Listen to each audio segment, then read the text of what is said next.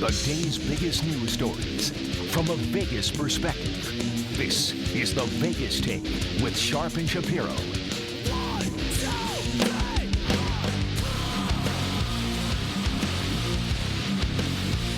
All right, welcome back. It is the Vegas Take, Sharp and Shapiro on a Tuesday, baby. And I love March because I love March Madness and I love college basketball. And yesterday was no different. Of course, we had the Mountain West Conference Tournament in town. We got the Pac-12 and the WAC coming to town. My favorite tournament of the year, and I say this all the time, it's the West Coast Conference Tournament. Gonzaga, BYU, Saint Mary's, San Francisco, Pepperdine, the list goes on, and New Orleans is a great venue for it. We had some great games yesterday. Well, at least one of the games was great. The second game was a little rough, but we'll get into that. A little rough. But the finals tonight is Gonzaga and Saint Mary's. It's going to be on ESPN. And we have the commissioner of the West Coast Conference on the line with us right now. That is Gloria Nevarez. Gloria, thank you so much for joining us. How are you? Great. Thank you for having me. Sure. So I guess the first question I would ask is how great is it to have your conference tournament, both men and women, here in Las Vegas at the Orleans Arena? Talk a little bit about the venue and why it's so important for you guys to have it here in Las Vegas.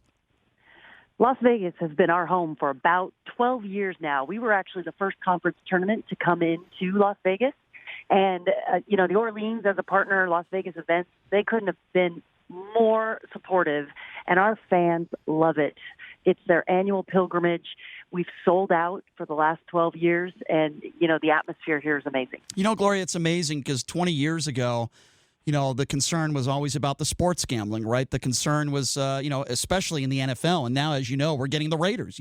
I'm sure you've seen the construction of that beautiful stadium.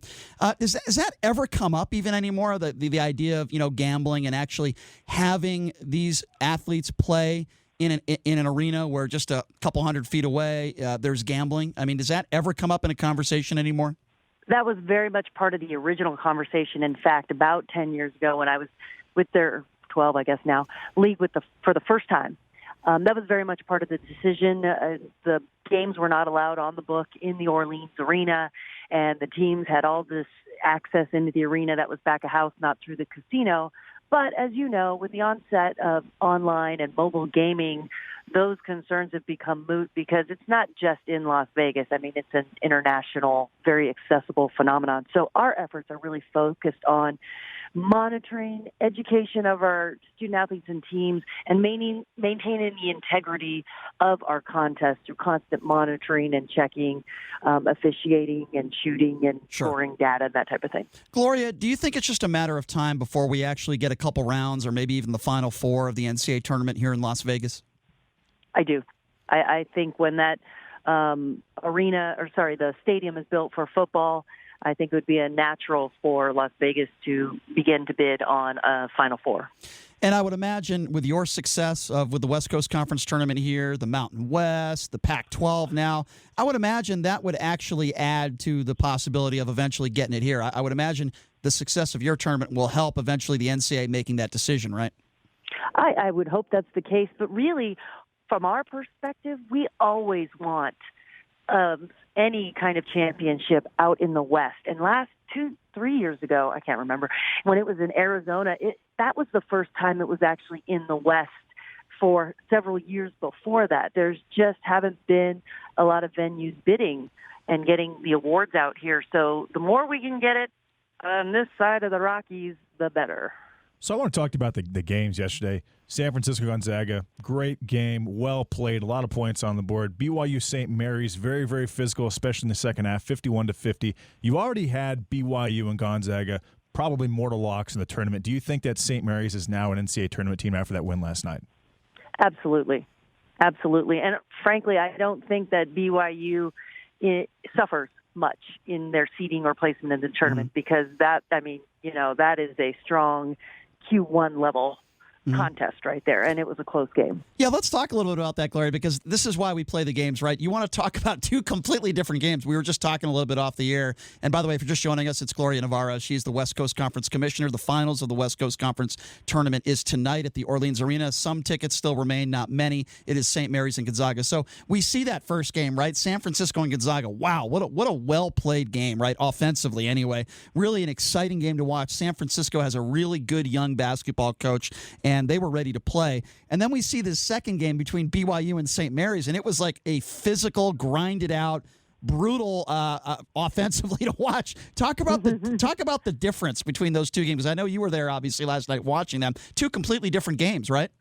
Right, but from our perspective, from the league office, we had the 4 best teams in the league battling it out on this floor, and it just provided such an exciting, in-depth look at what the WCC was this year. I mean, those are the 4 teams that made it to the semifinals, but right. Our second half of conference play reflected that diversity of just greatness across the top half of our league this year. And you couldn't ask for better talent leaving it on the floor in our semifinal games. No question. How exciting is it that you got, 5 teams in this conference that are top 100? For most of the season, you have 3 teams that are ranked, for the most part, in the top 30. I mean, you have to be pretty excited as a commissioner that this league is really, really good. I mean, thankful, grateful, lucky pops into my head when you say that. But also, our presidents and our athletic directors have been committed to this course of action. This all started about 3 to 4 years ago with a package called our Basketball Enhancement Initiative, where they changed the league policies around non-conference play, setting minimum guidelines, the format of regular league play. We're in a 16 uneven round robin, and the format of our tournament with a triple bye. And it was really deliberate that we wanted to ensure that we do the formatting that gets us the most teams in the tournament at the highest possible seed. So the data is still small, but we are very encouraged at the direction that those initiatives are pushing us. You have some legendary coaches in this league. Obviously, the first name that comes to mind is Mark Few. I mean, the job he's done at Gonzaga, he's a legend there, and I don't blame him for never leaving there because he is loved in Spokane. And let's talk a little bit about Randy Bennett. Obviously, on the other side of things, St. Mary's coach, the matchup tonight.